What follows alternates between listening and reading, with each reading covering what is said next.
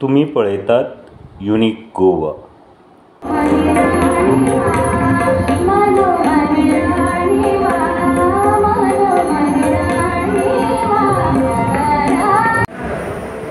म्हणून तर या बोलावा विठ्ठल कार्यक्रमामध्ये पुन्हा एकदा तुम्हा सर्वांचं आम्ही मनपूर्वक स्वागत करीत आहोत. रसिको वसुधैव कुटुंबकम हा उपनिषदातला महत्वपूर्ण विचार हे जग पुढे नेत आहे, आपली भारतभूमी पुढे नेत आहे. आणि वसुधैव कुटुंबकम याचा अर्थ काय की सगळं विश्व हे एक कुटुंब आहे. या विचारानं आपण पुढे जायला हवं. मला गुरुदेव शंकरराव अभ्यंकर यांचं विवेचन फार आवडतं. ते म्हणतात की याचा अर्थ काय, त्या वस्तू आहे त्या घराला बाजारपेठ पाहिजे ना, मग युरोप ही बाजारपेठ माना. त्या घरासाठी औद्योगिक केंद्र लागतील ना, तर मग चीन आणि जपान ही त्या घरासाठी किंवा कुटुंबासाठी औद्योगिक वसाहत माना. या सगळ्या गोष्टी जरी प्राप्त झाल्या असतील तरी घर किंवा कुटुंब तोपर्यंत पूर्णत्वास येत नाही जोपर्यंत त्या घराला एखादं देवघर प्राप्त होत नाही. आणि शंकरराव अभ्यंकर म्हणतात की आपली भारतभूमी वसुधैव कुटुंबकमचा देव्हारा आहे, ते देवघर आहे. त्या महाद्वारावरनं ज्याचं दर्शन आम्ही घेत असतो तो पंढरपूरचा पांडुरंग हा त्या देव्हाऱ्यामधला जीव की प्राण आहे. अशा त्या पांडुरंगाचं दर्शन त्या विठ्ठल नगरीच्या पंढरपुराच्या महाद्वारावरून घ्यावं आणि तुकोबरायाचा अभंग आपल्या कंठात जो स्वर आहे त्या स्वरामधून गावा. आज परमेश्वरानं दिलेला तो सूर या कार्यक्रमामध्ये आपणापर्यंत पोहोचवण्यासाठी गोव्याची युवा प्रतिभावंत गायिका अर्चना सतीश कामुलकर इकडे उपस्थित आहे. टाळ्यांच्या गजरामध्ये तिचं आपण स्वागत करूया. तुकोबरायांनी आपल्या सुंदर शब्दामध्ये केलं, त्याच शब्दामधून या कार्यक्रमाची सुरुवात अर्चना करत आहे.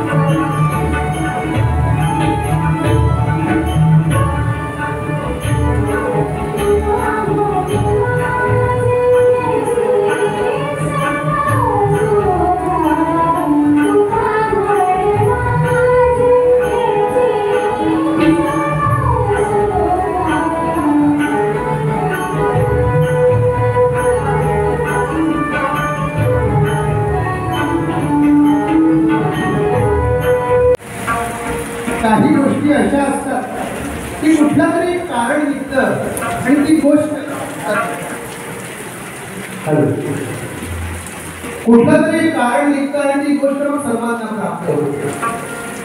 सूर्य उगवतो कुणासाठी? असं म्हणतात की कमळासाठी, पण समग्र जगाला त्याचा प्रकाश प्राप्त होतो. गाय दूध देते कुणासाठी? आपल्या पाडसासाठी, पण सकल जग दूध पित असते. पाऊस पडतो कुणासाठी? चातकासाठी, पण सगळं जग भिजून जातं. अर्जुनाला भगवंतानं गीता कुणाला सांगितली? फक्त अर्जुनाला, पण त्या गीतेनं जगाचा उद्धार केला की नाही? तसाच तो पंढरपूरचा पांडुरंग त्या पुंडलिकाच्या भेटीसाठी त्याच्या दारावर उभा राहिला, पण तो विठ्ठल सगळ्यांचा होऊन गेला, त्यानंही जगाचा उद्धार केला. तो कुठल्या तरी एका मिशनचा इकडे आलेला होता, कांदळाव विठ्ठल कर्नाटक. त्या पुंडलिकाय करता तो त्याच्या दारावर उभा राहिला, त्यानं त्याच्याकडे भीट भिरकावली आणि मग ते सुंदर ध्यान, सावळ सुंदर रूप मनोहर असं म्हणतात. असं म्हणतात की जे सावळ आहे ते सुंदर असेलच असं नाही, आणि जे सुंदर आहे ते सावळ असेलच असं नाही, पण सावळ आणि सुंदर दोन्ही जर मनमोहक असेल कुठे, तर ते त्या पंढरपूरच्या विटेवर, जिथं ते परब्रह्म उभं राहिलेला आहे. म्हणून तर पुढच्या रचनेमध्ये ते सावळे परब्रह्म काय वेळ लावतं जीवाला, ही रचना ऐकूया अर्जुनाकडून या नितांत सुंदर सादरीकरणात.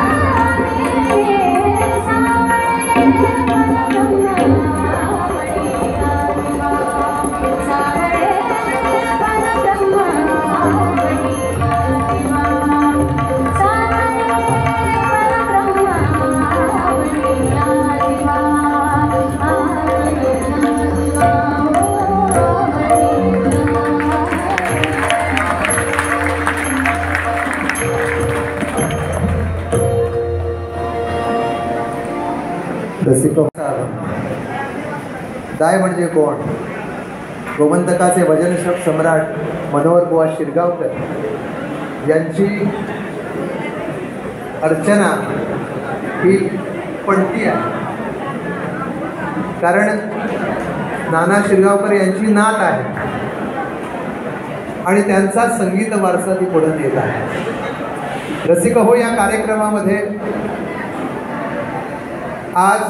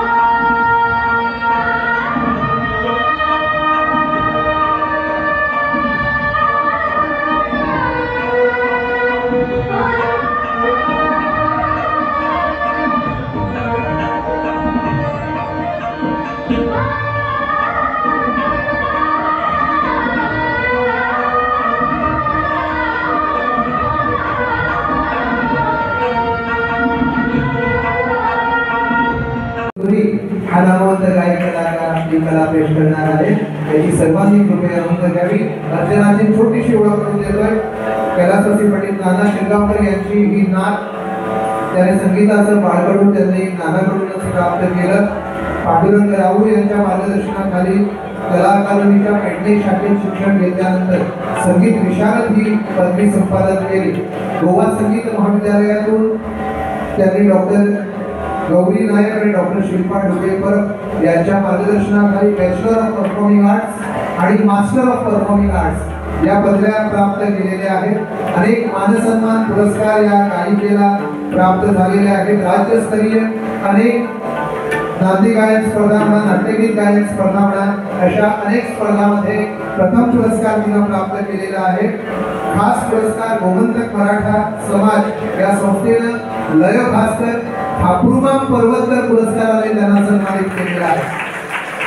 पनवेल येथे महाराष्ट्रीयन स्तरावर गायन स्पर्धेमध्ये प्रथम पुरस्कार प्राप्त करणारी आमची गोमंत कन्या आणि सम्राट क्लब इंटरनॅशनलची सम्राट संगीत सितारा हा किताब प्राप्त केलेली ही नामवंत गोमंत कन्या आहे. गोव्यातील आणि गोव्याबाहेर अनेक संगीत समारोहामधून आपली कला पेश करणारी अर्चना काबूलकर हिच्याकरता जोरदार टाळ्या होऊ. नरसिंह या कार्यक्रमामध्ये तिचं हे समारोहाचं गीत ऐकूया. ही रचना बहु गुकेला जातो तुमच्या उशिऱ्यासाठी आलो जोहार करा.